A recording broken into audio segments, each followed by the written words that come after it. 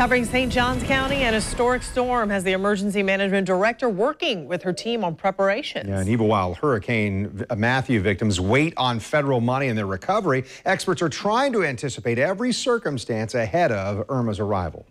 St. Johns County Emergency Management.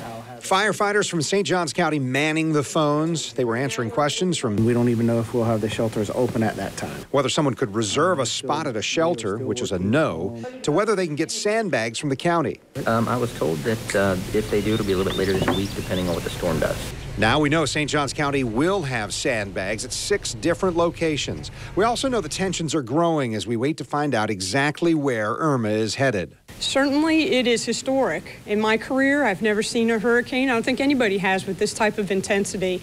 So once again, it's based back to the track. Linda Stoughton is Director of Emergency Management in the county. She says that exact track projection won't entirely shift the preparations, but could significantly change the kind of response needed for Hurricane Irma. The difference with Matthew was Matthew's wind stayed offshore. We had a 31-mile buffer that kept Matthew's winds basically offshore from us. This will not be the same with Irma if she comes up the east coast of Florida. We will have major impacts, severe impacts, not only with storm surge, but also wind. And that will be another key factor that we'll have to look at, that we're looking at here at the Emergency Operations Center, are the wind effects that we could be facing. The EOC faces the impact by looking at possibilities that could include storm surge, flooding, tornadoes, tropical storm force, and hurricane force winds.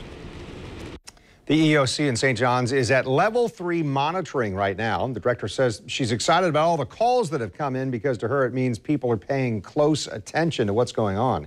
And starting tomorrow at noon, sandbags will be available for St. Johns County residents. We've posted the locations and what you'll need on newsforjax.com. There's one other thing to note.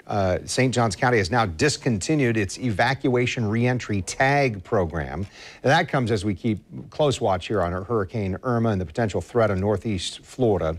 Evacuation reentry will now be accomplished through proof of residency, and that includes a driver's license, utility bill, or lease agreement. In the past, reentry tags were issued to residents and business owners east of the Intercoastal Waterway.